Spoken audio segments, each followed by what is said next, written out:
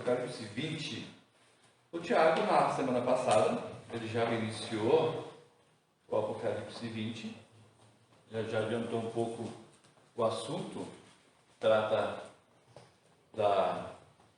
dos 1000 anos, do milênio, e ele comentou que esse é o único texto não, tem outros textos que se aproximam da ideia de um conceito de um tempo milenar, de um reino milenar, mas o texto mais claro, o texto mais forte que fala, usa a expressão 1000 anos, né, é o Apocalipse 20. Até na aula passada a Beth perguntou onde estavam os 7 anos, 7 semanas, né? Então Daniel 4, Daniel 7, ele vai falar sobre um tempo, 2 tempos, mais um tempo e meio, aí fala sobre 7 semanas. Então Daniel traz a profecia que no final dos tempos, né, naquele tempo determinado, que era um tempo, 2 tempos, mais um tempo e meio, e 30 e poucas semanas, eu tenho várias expressões para falar 7 semanas, 7 anos, que o conceito figurado, ou na linguagem profética, o 7 na Bíblia sempre, quando o texto é profético, o 7 sempre trouxe a expressão de perfeição, eternidade, um tempo completo, ou uma ação completa. Da onde nós tiramos, né, essa ideia de que os 1000 anos é um tempo completo, é um tempo de plenitude, tem início, meio e fim. Porque a própria Apocalipse ele traz algumas figuras. Por exemplo, ele usa o 7 e usa o 6. Ele diz que quem é selado por Deus tem, né, o número 7, que é o selo do Espírito Santo, para 7 igrejas, 7 taças, 7 cálices, 7 trombetas. Mas também na Apocalipse fala do número 6. Diz que aqueles que não são de Cristo vão ser selados na fronte, né, com a marca 666, o 666. Aí sai a discussão de que terá um chip, um carimbo, uma tatuagem, sai várias discussões do que é. Mas o 6 e o 7, só para a gente entender como funciona isso, a base é a criação. Né? No 6º dia, Deus construiu, criou, produziu a perfeição, né, da criação. Então, no 6º dia, Deus criou tudo que existe. Deus fez todas as coisas. Então, o número 6 do 6º dia tem a ideia da criação, esse material, algo físico, algo real, algo deste mundo. Okay? Então, o 6 está associado a um tempo que Deus levou para a construção do seu grande projeto, que é o universo ou tudo que existe. No 7º dia, vai dizer Gênesis, Deus descansou. A ideia de descansar não é que Deus estava cansado de trabalhar. Não, a ideia de que Deus parou para contemplar, para admirar, para ver tudo que Ele criou era muito bom e Deus consagrou aquele dia. Então, o 7º nós associamos o dia da perfeição, o dia da contemplação, a plenitude, o tempo de Deus.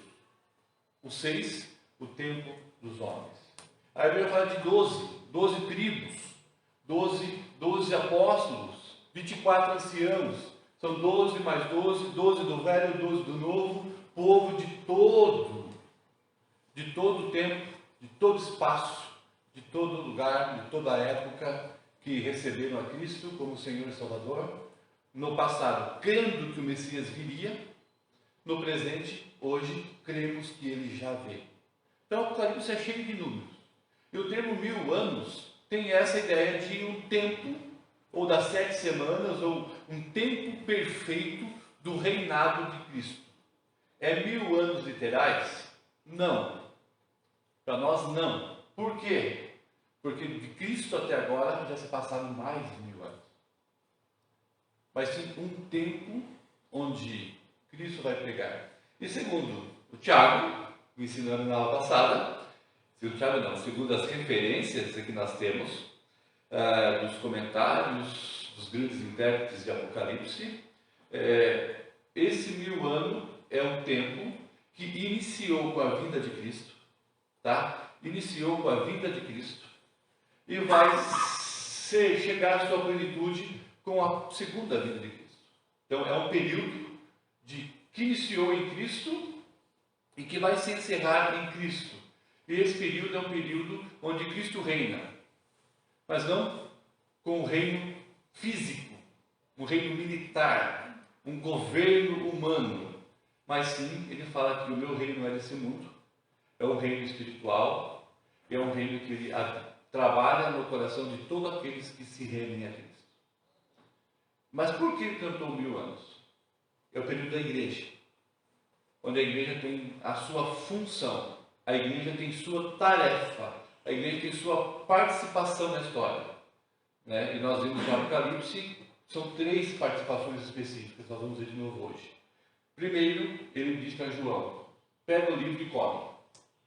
Lembram disso? Nós já estudamos?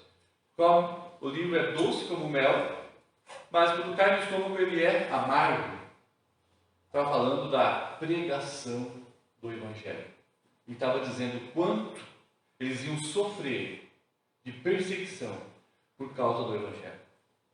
Depois ele veio lá de ver 2 testemunhas que estavam testemunhando e foram perseguidas e mortas. Depois ele vê um anjo medir, ele manda medir o templo, o tabernáculo, por dentro e não por fora. Porque o tabernáculo é o local dos adoradores. Então tinham 3 papéis, né, que são que é, primeiro, pregar o Evangelho, sendo testemunha de Cristo e exercendo a sua função de adorador, adorar em espírito e em verdade. Então, durante esses 1000 anos, esse é o papel da igreja. E para garantir o papel da igreja, que a igreja seja adoradora, que a igreja seja testemunha e que a igreja pregue o Evangelho, ele fez o quê? Ele limitou a ação de Satanás para não mais enganar as nações. O que isso quer dizer? Já explicou muito bem isso. Isso quer dizer de que no Velho Testamento, né, o Evangelho, a aliança de Deus, não que ela era específica ao povo de Israel, mas sim ela alcançava o povo de Israel. Bem, Deus chama Abraão, Deus faz aliança, o povo de Abraão começa a se construir, vira Israel, Israel anda pelo mundo, né? E a salvação, a aliança, parecia que era específica, exclusiva ao povo judeu. O resto do mundo ia para o inferno. Poucos casos, como Raabe e como outros personagens não judeus, foram alcançados e foram inseridos no povo de Israel. Então, no Velho Testamento, a gente tem a impressão de que Deus estava preocupado apenas em falar e trabalhar com o povo de Israel. O resto do mundo estava no lixo. Não que Deus estava apenas trabalhando. É que naquela época, Satanás não exercia uma função tão grande de enganar Israel, apesar de seduzir e levar cativo muitas vezes, mas as outras nações eram cercadas, coração fechado, a pregação do Evangelho não chegava. Então Satanás seduzia, enganava, enrolava, ele conseguia criar armas para que a promessa da vinda do Senhor não fosse alcançada às nações. E o texto, do 1 ao 3, vai dizer bem claro isso. Satanás, nesse milênio, quando Cristo chegar, ele vai ser limitado, o amarrado, ele vai ser tirado dele o poder de seduzir e alcançar e cegar as nações. Quer dizer que o Evangelho, quando fosse pregado, né, aí que entra a importância do apóstolo Paulo ser convocado como apóstolo aos gentios, quando fosse pregado, né, ele alcançaria as nações. Não só específico para o povo judeu. Aí nós temos vários textos. Quando Jesus disse, né, ide pregar o Evangelho. Começa aonde? Aqui. Né, Jerusalém, Judeia, a nossos vizinhos, Samaria, e depois vocês vão pregar aonde? Aos confins da terra. Jesus está dizendo, vocês vão pregar aos confins da terra, porque lá eles ouvirão. Porque um pouco antes, em João 10, Jesus dá a parábola das ovelhas. Ele vai dizer: Jerusalém é um grande aprisco, eu tenho aqui muitas ovelhas. Quando eu falar com as minhas ovelhas, eu chamar pelo nome, as minhas ovelhas ouvirão a minha voz, reconhecerão minha voz e me seguirão, e eu vou ser pastor delas. Depois ele vai dizer, a explicação da parábola vai dizer: mas eu tenho fora daqui, de Jerusalém, eu tenho em um outro lugar, um outro aprisco. Lá também tem ovelhas. Ele falava fora do povo judeu. Lá tem ovelhas, essas ovelhas também ouvirão a minha voz, e quando eu falar, elas me seguirão, e nós teremos um só povo, de um só rebanho, de um só Senhor. Ele falava do Evangelho como uma extensão aos não-judeus, aos gentios. E Jesus vai dizer por várias vezes sobre esse papel específico para os judeus. Tinha outro caso que o Tiago citou também, que quando Jesus estava ensinando os seus discípulos, 2 gregos que estavam de passagem, não judeus, chegaram para os discípulos e falaram: nós ouvimos falar, nós vimos a pregação, nós queremos conhecer tal de Jesus. E os discípulos, alguns dos discípulos foram chegar para Jesus falando: olha, tem aí, mestre, 2 homens gregos que querem falar com o Senhor. Posso mandar entrar? Tão simples. Eu até brinco no IPEM, quando eu falo isso, assim: Jesus não atendeu 2 pessoas. A gente fala que Jesus atende todo mundo. Ele não atendeu os 2 gregos naquele momento. E deu a resposta para os discípulos dizendo que ele iria morrer e que a morte dele seria uma morte de cruz. Ele fala da morte, mas aí diz uma resposta fantástica. Ele diz assim: não vou atender, porque não é hora. Quando eu for posto no madeiro e levantado igual a serpente no deserto, quando eu estiver no madeiro, lá eu vou atrair a atenção de todos. Ou seja, esses 2 gregos terão a oportunidade de vir a mim quando chegar a hora. Que hora? A hora que Satanás não mais vai cegar as nações. Jesus tinha um tempo no seu ministério. O seu ministério estava organizado. Se Deus havia já revelado, no coração dele, construído, e depois ia revelar a João o Apocalipse, quer dizer que Deus sabia dos tempos, do que iriam acontecer. Aí o texto clássico de Marcos 3, Jesus estava ensinando mais uma vez, e os religiosos vão questioná-lo sobre o poder, o milagre que ele fazia, a autoridade que ele tinha, falando que ele falava em nome de Beelzebulo, que Jesus era ensinador e tinha o poder de Satanás. Jesus vai dar uma lição, e dentro dessa lição Jesus tem algo que eu acho fantástico, e para mim é o texto básico para isso. Ele vai dizer assim: existe um valente e bravo, daquele de pegar o facão assim e riscar fogo do chão. E o cara é bravo, já matou muito. Mas esse valente lá no seu porão tem muitas riquezas, as riquezas mais valiosas desse mundo. Como que a gente faz para arrancar, para buscar essa riqueza desse valente? Se você tentar entrar nesse valente, ele vai te matar. Se você tentar pegar essas riquezas, ele vai passar a peixeira, passar o facão, a motosserra e vai te matar. E Jesus disse: então o que nós temos que fazer? Temos que derrotar esse valente. E temos que amarrar esse valente.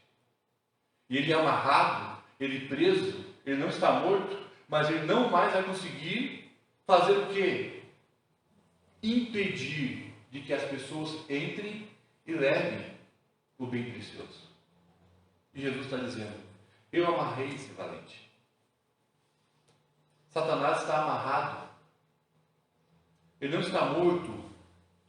Ele não foi destruído ainda. Ele está amarrado. No sentido de que ele está preso, limitado, e não consegue mais ver, porque as pessoas, quando pregam o Evangelho, conseguem tirar do inferno, o seu depósito, os bens mais preciosos, que são as almas. Então, quando nós pregamos o Evangelho, nós então estamos entrando na casa do valente. Então, quando você fala de Jesus para alguém que não conhece a Cristo, Você está entrando na casa do valente. Então, quando você evangeliza, você sem saber, você está entrando na casa de um grande valente. Isso dá medo. Mas o que Jesus diz, não tenha medo. Ele está amarrado. Eu amarrei.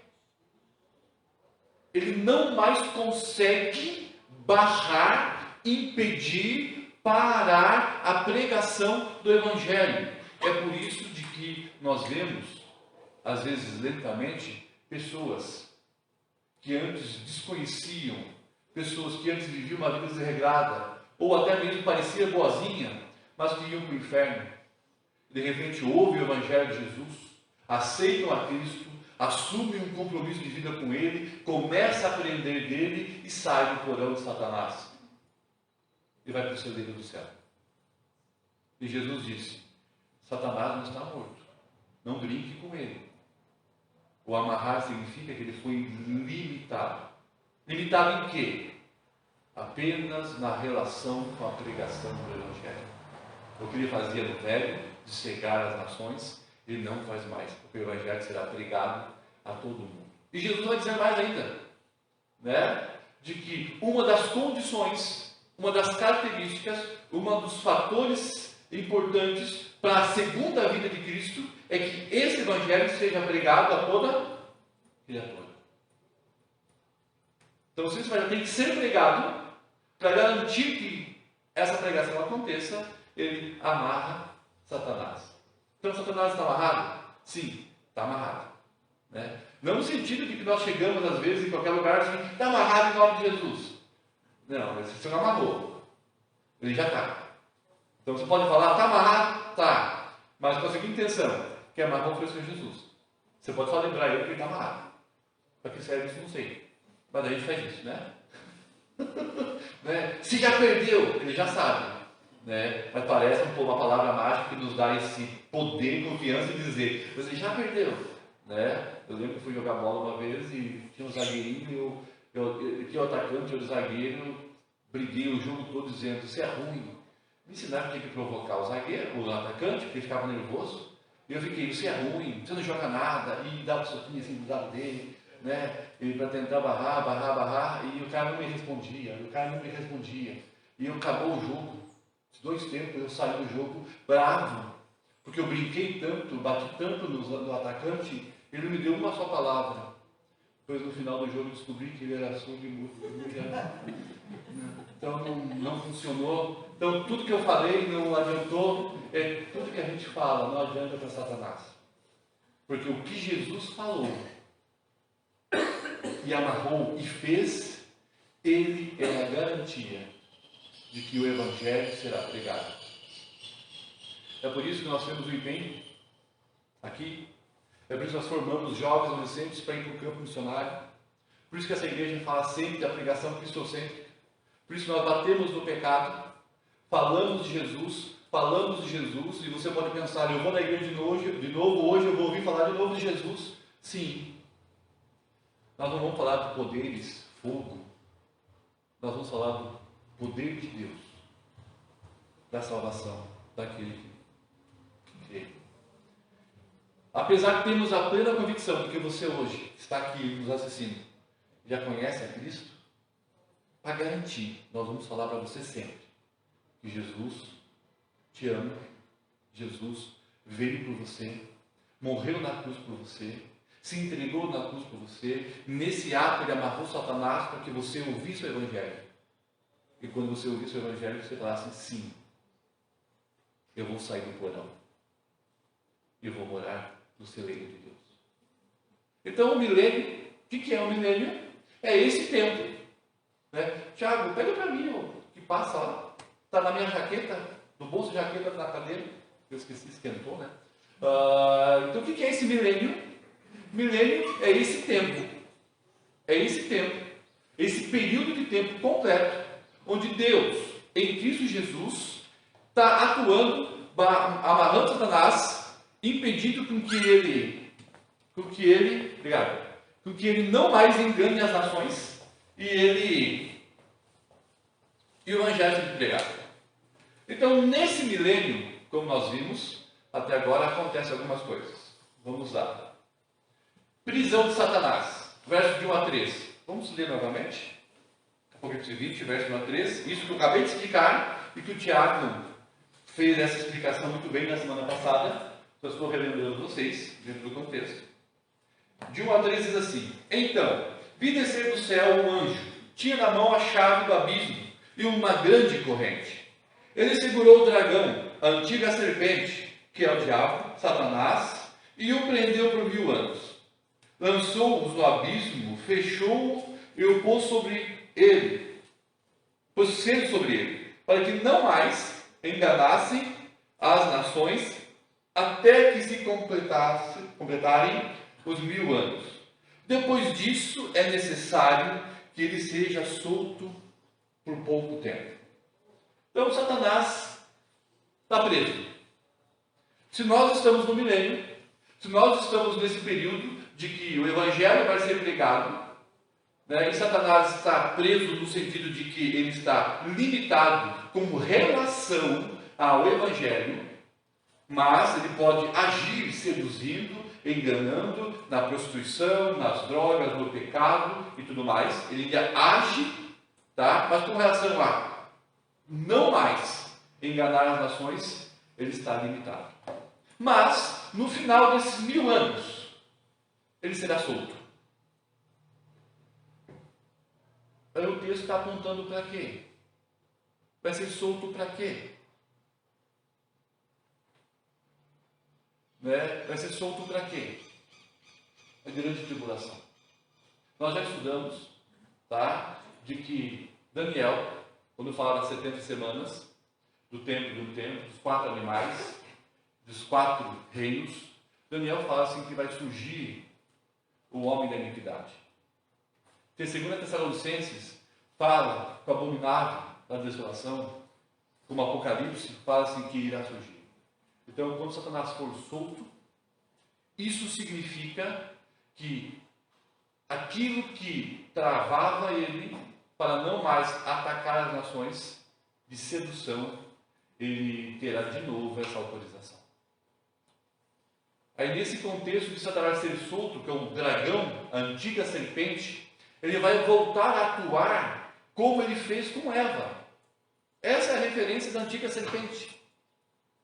O dragão, a antiga serpente. Qual é o papel da meretriz da Babilônia? Seduzir. Seduzir com falsos ensinos. Seduzir com falsos princípios. Seduzir com conceitos do pecado no meio da igreja. Irmãos, fala no meio da igreja. Se alguém quiser, eu posso mandar. Eu estou com 26 pequenos vídeos. Eu criei no meu WhatsApp um grupo que só eu estou para baixar aqueles vídeos para me salvar essas relíquias.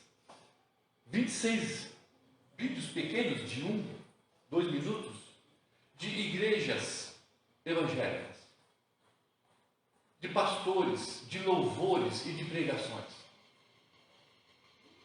Se vocês forem lá, vocês vão dar risada, porque eu rio muito com isso. Mas é desesperador. Desesperador de ver tantas coisas erradas, tantas coisas ensinadas na igreja que não é o Evangelho, tanta mentira, tanta ilusão, tanto misticismo. Alguns dos vídeos eu falo para vocês que eu olhava assim, parecia centro de umbanda, de banda, com banda, sem banda, uma macumbaria na igreja. Começa o louvor e começam a rodopiar no poder do Espírito. Começa a ter unção, ver anjo.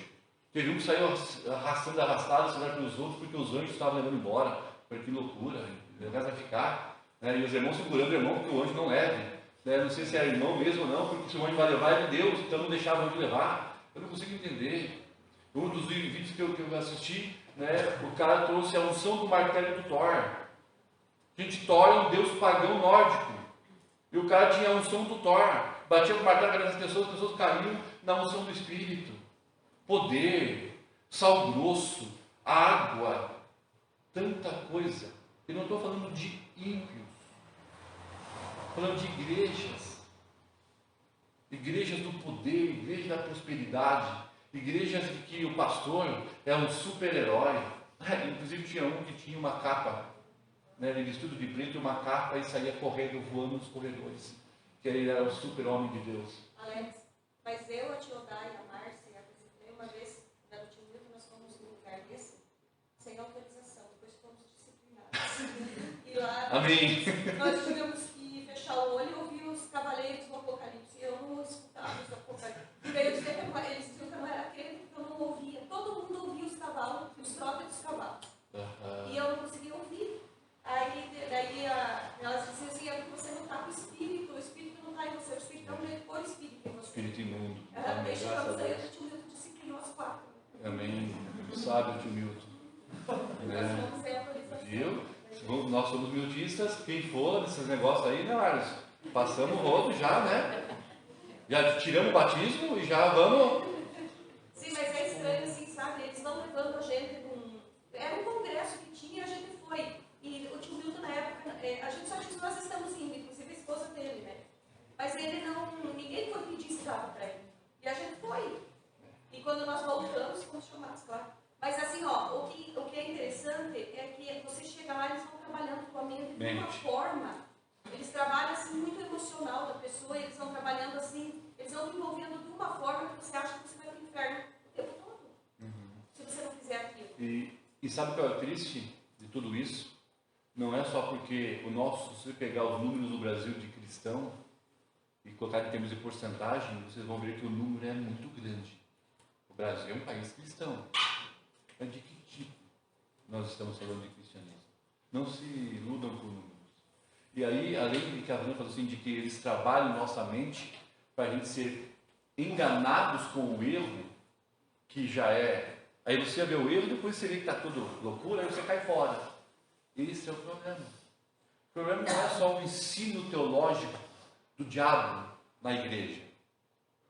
É que quando as pessoas vêm para a igreja, seja ela qual for, com uma expectativa dessa teologia, de prosperidade, ou de poder, ou de cura, e fica nessa expectativa por um tempo na igreja, e nada acontece, ela sai com o coração 10 vezes mais duro para o Evangelho, que é essa a intenção de Satanás. Ele quer tentar seduzir, mas glória a Deus, ele não consegue. Eu tenho algumas pessoas que eu estou trabalhando, que foram em algumas igrejas evangélicas aqui em Canoa Vivida, e que receberam promessas, receberam profecias, receberam o óleo do poder, a farinha santa, e nada aconteceu. E elas saíram com o coração mais duro, falando mal do cristianismo. Agora estou trabalhando com ela de novo o evangelho do pecado, do pecado, do pecado. E ela disse uma frase para mim assim, mas o que você ensina é diferente.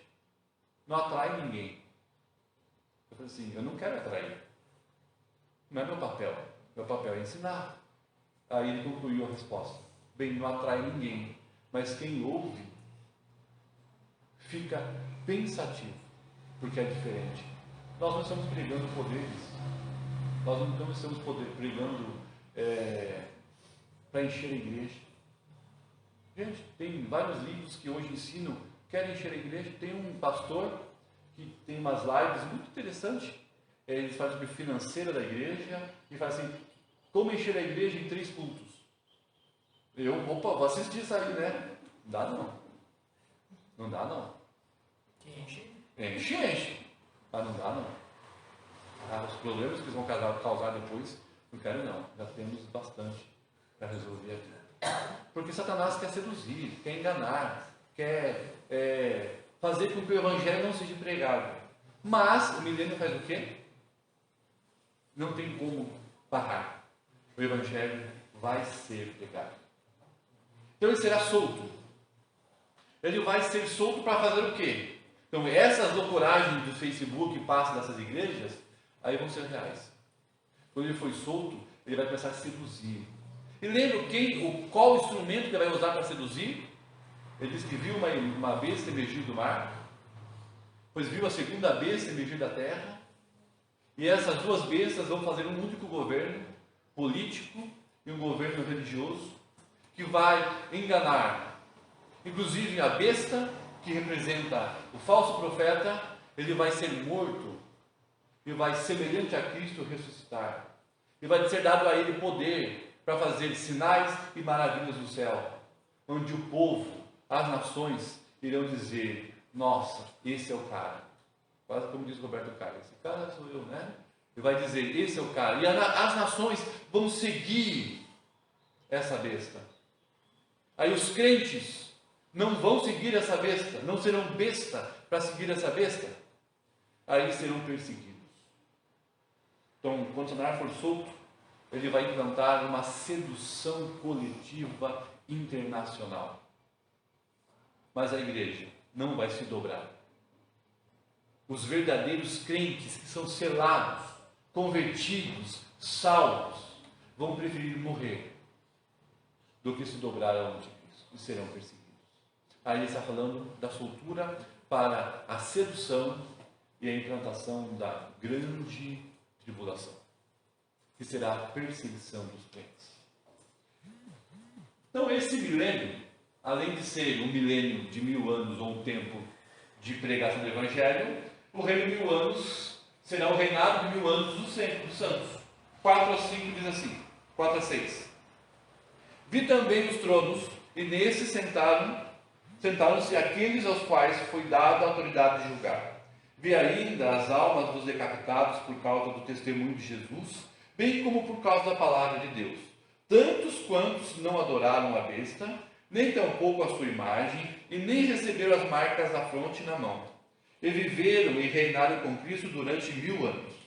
O restante dos mortos não reviveram até que se completassem os 1000 anos.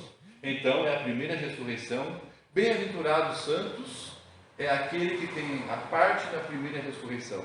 Sobre esse, o segunda morte não tem autoridade. Pelo contrário, serão sacerdotes de Deus e de Cristo e reinarão com eles 1000 anos. O que ele está dizendo aqui nos versos 4 a 6? De que, enquanto esse reino milenário, a pregação do Evangelho, enquanto a igreja está aqui pregando o Evangelho, e Satanás não consegue impedir isso, existe uma galera que já morreu. Existe uma galera, junto lá com os discípulos, os apóstolos, existe aquele grupo de pessoas que já morreram por causa do Evangelho, ou já morreram e estão em Cristo, e estão reinando nesses 1000 anos. Então o reinado em Cristo é o reinado que está no céu, acontecendo no céu. O trono de Deus está no céu. Os crentes que já morreram em Cristo desde Adão estão lá no céu, estão louvando a Deus, estão reinando com Cristo. E nós aqui na terra pregando o Evangelho. Ele está fazendo essa mediação. Se a igreja está aqui, onde estão os nossos irmãos? Está no céu, reinando com Cristo. É nesse sentido que, quando Paulo fala que em Cristo, o Cristo nos libertou do império das trevas e nos transportou para o reino do Filho do seu amor, nós estamos no reino, no reinado, ainda mais reinando com Cristo no céu. Então ele vai dizer essa imagem de que a igreja está lutando aqui por um tempo, pregando o Evangelho, mas os que já morreram é o que está lá com o Senhor. Isso que nos conforta, né, quando perdemos alguém, sabendo que ele já está reinando no reino celestial. Ele está lá, reinando. Bem está ele. Ruim estamos nós, estamos pregando. Ruim não, é um privilégio poder fazer isso. Nós estamos vivendo aqui. Então, qual é a cena que está mostrando? É de que acontece junto algo aqui e algo lá. Tá? Existe o reino dos santos, o reino milenar, o reino de Cristo e aqueles que estão reinando.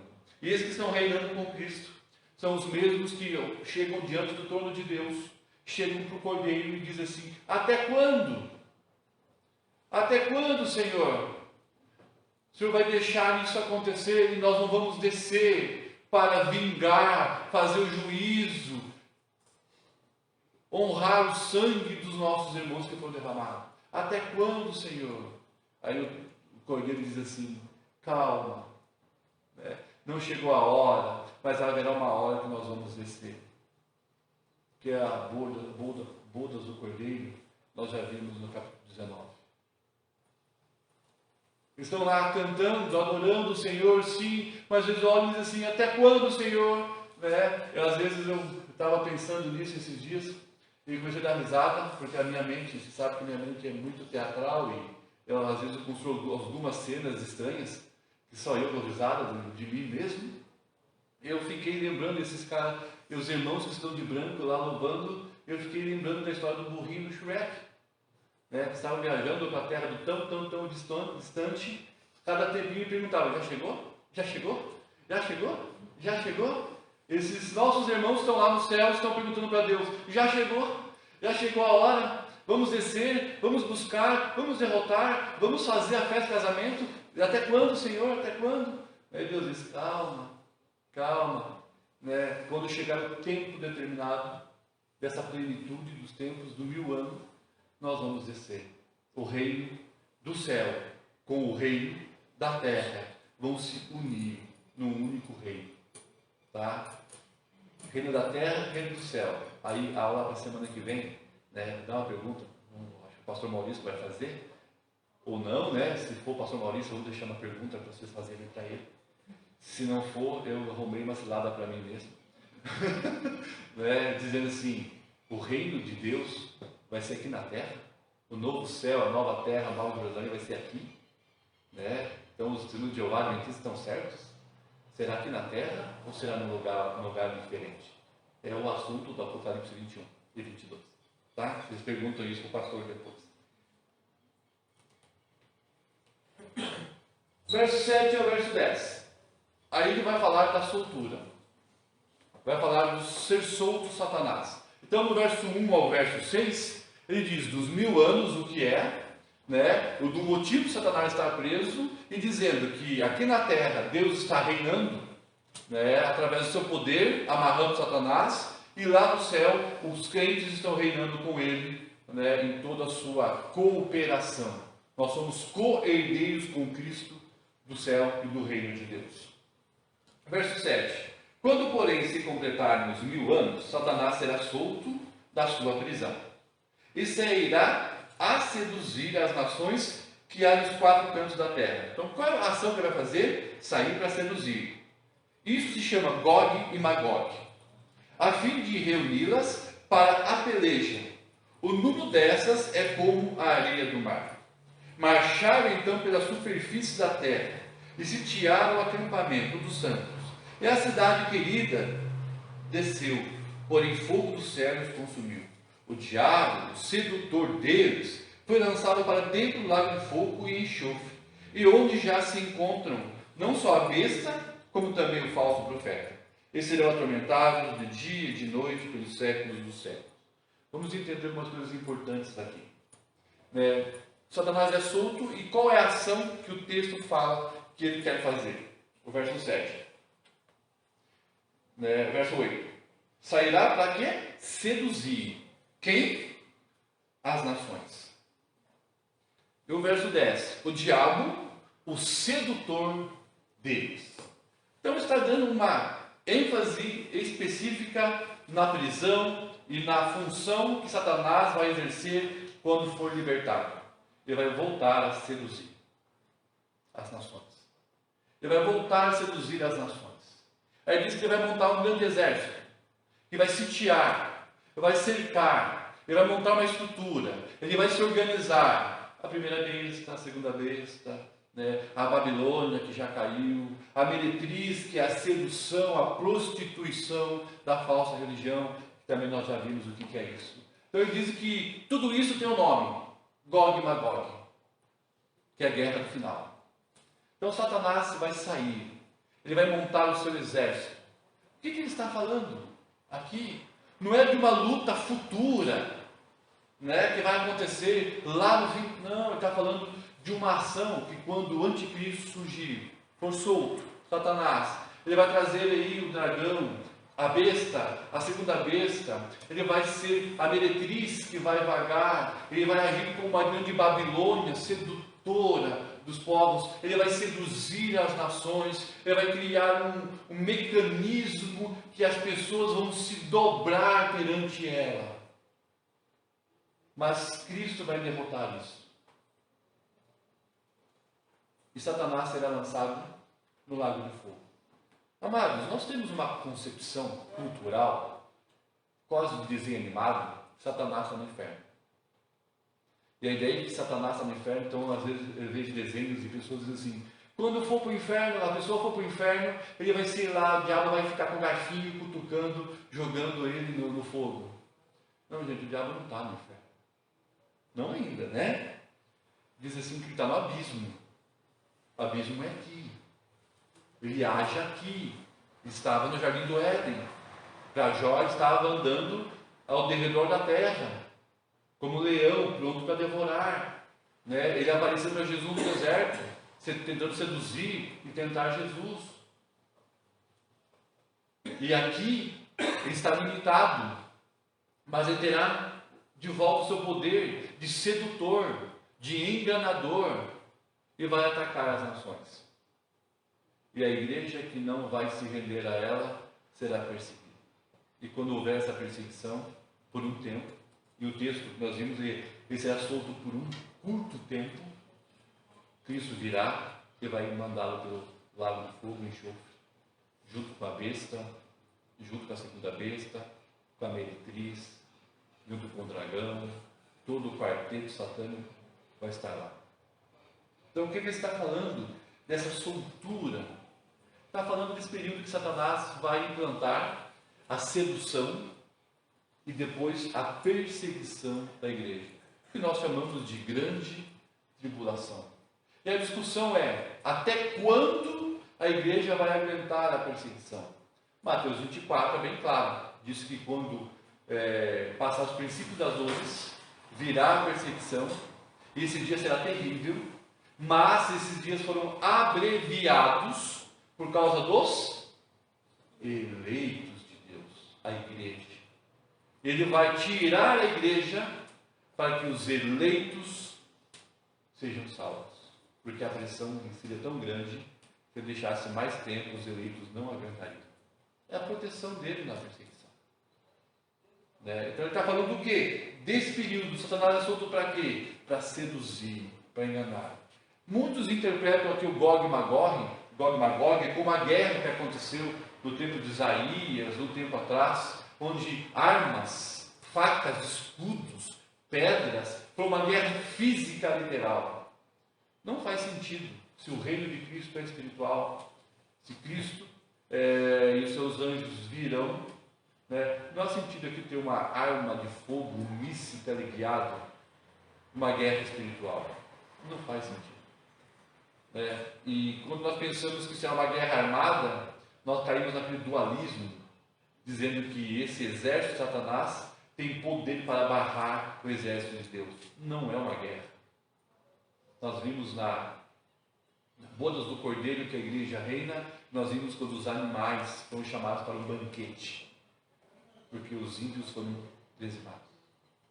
Não é uma guerra final, é uma plenitude da aplicação da glória de Deus, porque Satanás não tem poder para barrar Deus. Deus é muito maior. No verso 11 ao verso 13, deixa eu ver aqui, do verso 11 ao verso 15, diz assim: vi um grande trono branco e aquele que nele se assenta, de cuja presença fugiram a terra e o céu, e não se achou lugar para eles. Vi também os mortos, os grandes e os pequenos, postos em pé diante do trono. Então se abriram livros, ainda outro livro, o livro da vida. Foi aberto e os mortos foram julgados, segundo as suas obras, conforme o que se achava escrito nos livros.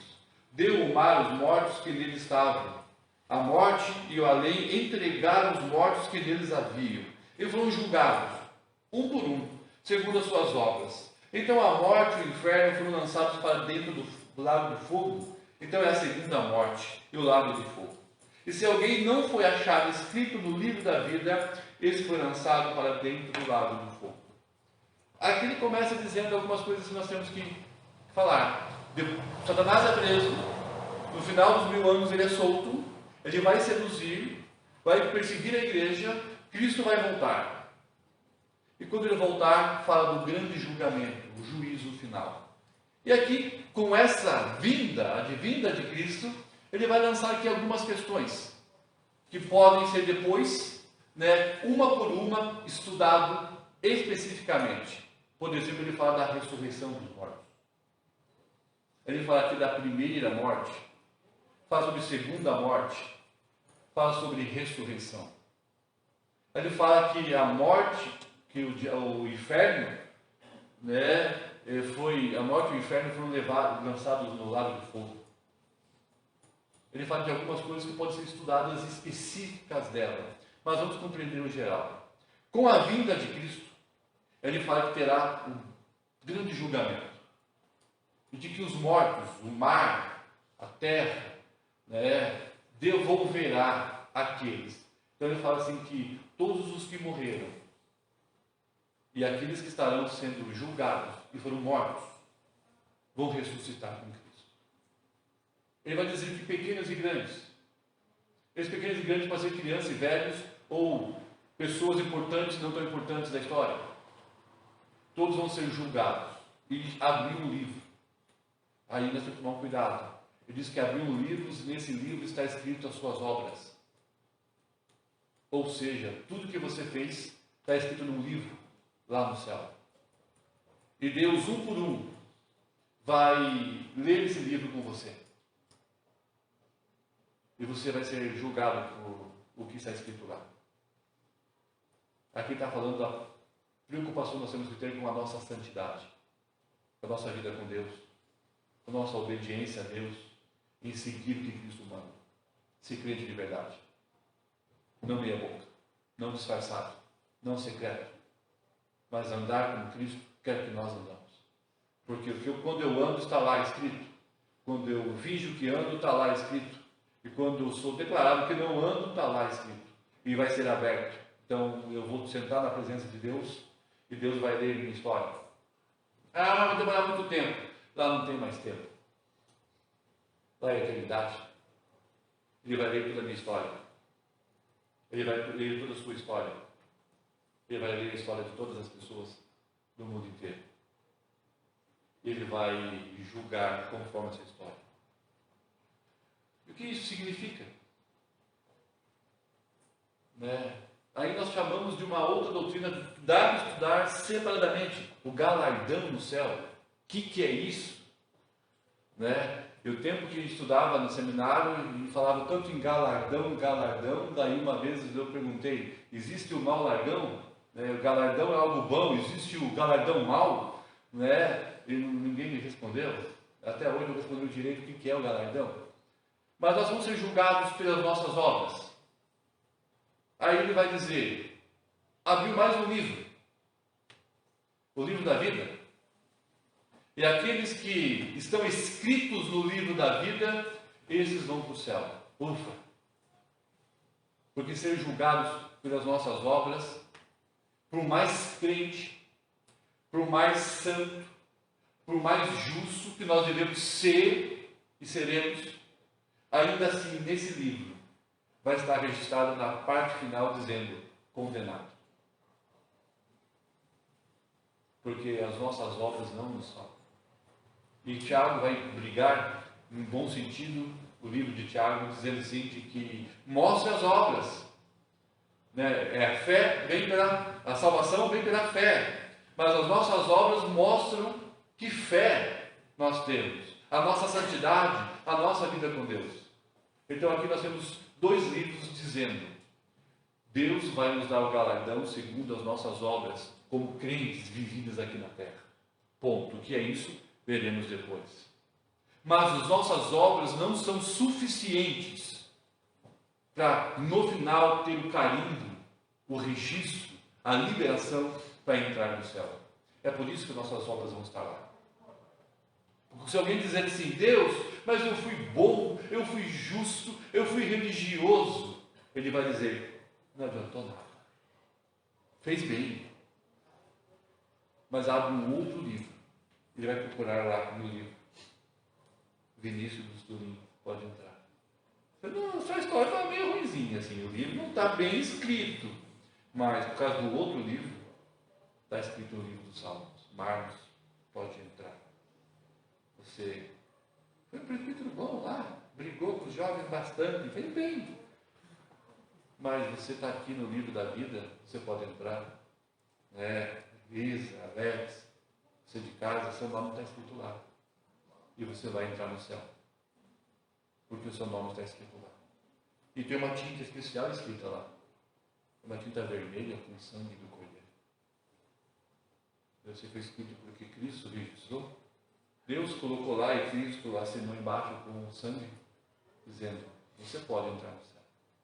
Mas aqueles que não estão escritos lá, vão para onde? Lado do fogo, enxofre, do inferno. Então aqui o texto acaba com algumas coisas. Por exemplo, a doutrina universalista, que dizem que Deus tem que salvar todas as pessoas. Bem, o texto diz que não. Só algumas que estão escritas. O resto que não está escrito vai para o inferno. A doutrina do aniquilamento diz assim, não, que existe o céu, mas o que não tem Jesus vai ser exterminado. A alma e o corpo deixarem de existir. Não, aqui diz que existe um sofrimento eterno. Um lugar de sofrimento eterno. Então ele diz, todos serão julgados. Então ele fala aqui sobre o julgamento das suas obras que te condenam. Fala do livro da vida que te salva. Ele fala da ressurreição de todos, ímpios e não ímpios. Desde Adão até o último homem, todos estarão juntos perante o julgamento, o trono de Deus. Tudo isso acontece quando Cristo voltar. Alex, além de pôr uma pedra no final da perseverança dos santos, sobre só vai entrar no céu se tiver o nome escrito no livro da vida. Então, é impossível perder a salvação. Exatamente. Ou seja, a gente até, às vezes, a gente analisa o crente meia boca e o crente boca inteira, né? Tem crente que é santo. E tem santo que não é crente, mas tudo bem. E tem crente que não é santo. E tem santo que não é crente. E tem não santo que não é crente. Confundiu tudo, né? Mas enfim, nós como crentes em Cristo, que temos o nome no livro, nós temos que ser santos. Lutar para agradar a Deus. Nós temos que estar preparados para a noite. Para o noivo. Certo? A Bíblia é bem clara nisso. Mas o que garante a minha salvação não é a roupa que eu uso perante o noivo. Apesar que ele vai me dar uma roupa de justiça. O que garante é que a ação do noivo em me aceitar. Ou seja, uma vez nascido de novo, uma vez convertido, uma vez com Cristo, não há nenhuma chance de você ser lançado fora. Uma vez salvo, perseverança dos santos, uma vez em Cristo, sempre em Cristo. Você pode ser meia boca e você será julgado por isso. Tenha certeza. Mas não perde a salvação. Cristo diz, aquele que o Pai me dá, jamais eu lançarei fora. Se o Pai deu você para Cristo, fique feliz. Faça um churrasco, uma grande festa, me convide para te comemorar junto, né, que seu nome está no céu. Certo? Obrigado, Marcos. Aí o capítulo 21 fala do novo céu, da nova terra, da nova Jerusalém. Ele vai falar sobre, depois do julgamento, nós vamos morar eternamente aonde? Lá no céu, nas nuvens, pulando nuvem em nuvem? Existe uma terra lá no céu? Será que na terra, a terra aqui será transformada? Aonde será o novo céu, a nova terra? A nova Jerusalém. A cidade que Jacó viu descer do céu e subir. Aonde será? Isso aí o pastor Maurício resolva na semana que vem. Esse pepino, né, Márcio? Deixa para ele vai jogar para mim, tudo bem. Mas para a gente só lembrar aqui dentro do mapa, do gráfico, para a gente ir rapidamente. Então eu coloquei lá, a primeira vinda de Cristo. Vou subir aqui para ir apontando. Não sei se vocês enxergam. Primeira vinda de Cristo. Inauguração do reino de Deus. É o verso de 1 ao verso 6. Onde ele vai implantar o milênio e vai amarrar Satanás. Satanás é preso. Não conseguirá mais enganar as nações. Ou seja, é o milênio. O papel da igreja no milênio: adoração, testemunho, pregação do evangelho. Por isso que ele prendeu Satanás. Satanás será solto, versos 7 a 10. Será solto para quê? O dragão, a primeira besta, a segunda besta, para seduzir. Não seduzir a igreja, ele vai perseguir. Quando perseguir, a sedução será pela meretriz e a Babilônia, que nós já estudamos em Apocalipse. Quando ele não conseguir seduzir a igreja, vem a grande tribulação. Nessa grande tribulação, teremos a ressurreição de todos e a vitória de Cristo contra Satanás, contra a morte, contra o inferno, e todos os inimigos de Deus serão lançados lá. O juízo final é o texto de 11 a 15, que nós acabamos de ler. Ele fala sobre a ação de Deus julgando todo mundo. Todo mundo. Satanás, seus anjos, todos os homens. Julgamento final. Aí, novo céu e nova terra, que é o próximo texto, ou lago de fogo e enxofre. Então, Apocalipse 20, Apocalipse 21 e parte do 22 é o último ciclo. Lembra? Apocalipse conta 7 vezes, 7, perfeição, uma história perfeita, em 7 momentos sobre o fim do mundo. A última sessão iniciou no capítulo 20. No 19, ele falou do julgamento final, onde as aves dos céus vão comer os corpos daqueles que ficaram sendo julgados. É uma forma de mostrar o caos instalado no julgamento. E no 20, ele retoma o ciclo. Ele começa a contar a mesma história, com alguns detalhes. Então, no 20, ele começa a mostrar tudo isso, do 20 ao 22. Metade do 22. Então, mostrando o quê? O que é o milênio?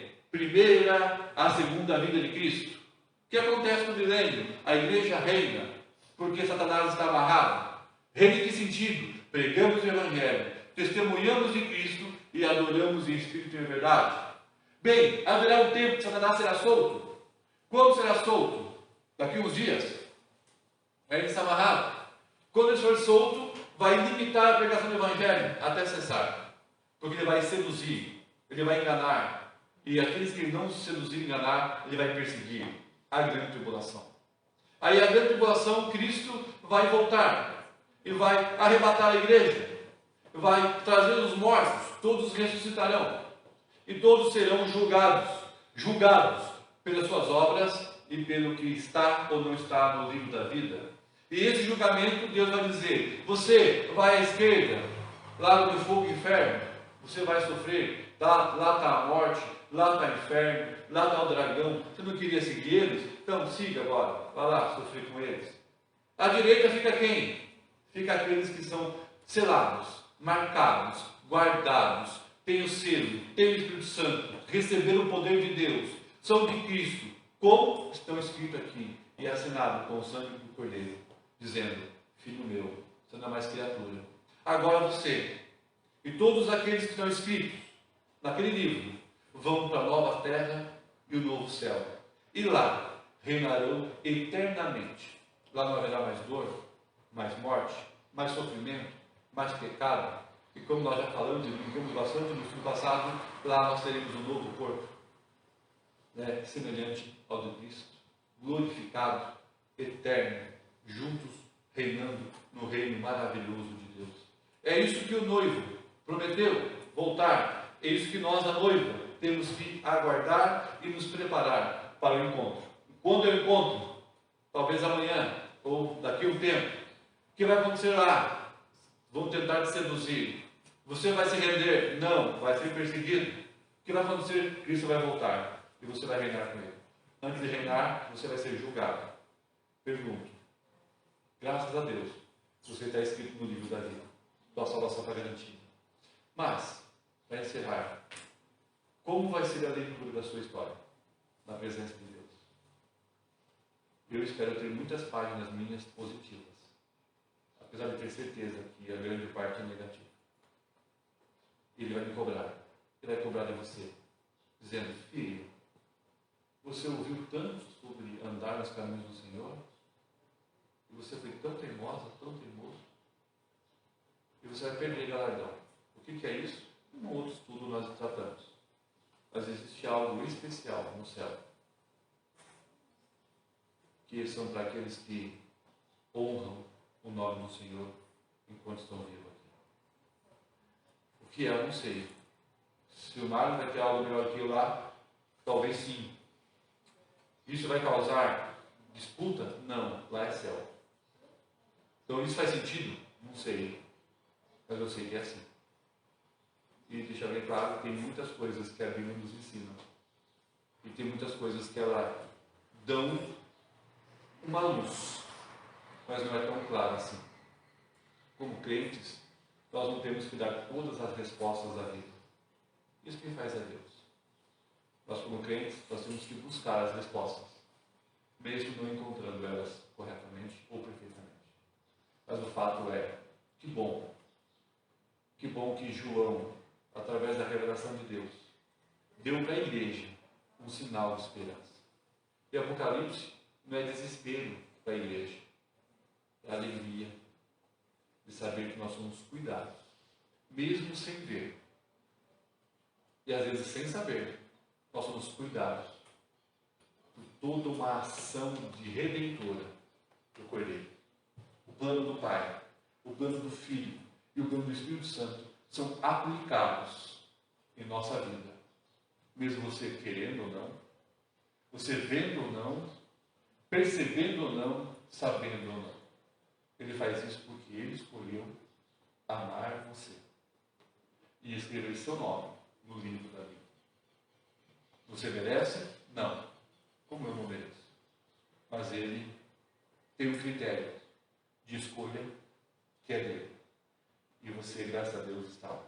Amém? Se não está, ou não tem certeza, procure alguém nessa igreja. Você que está em casa, que ainda não tem certeza da salvação, não tem certeza que seu nome está escrito no livro da vida, procure alguém nessa igreja. Temos aqui de segunda a domingo, gente, aqui o Tiago está aqui, ele resolve essas coisas, né, Tiago? Então, os presbíteros, o pastor, eu, os diáconos, as professoras e professores, procure alguém para tirar essa dúvida. Porque a dúvida, ela pode te levar ao inferno. Porque se tem dúvida, talvez não esteja escrito. Procure para saber uma orientação de como é ter uma vida com Deus. Amém? Amém. Vamos ficar em pé?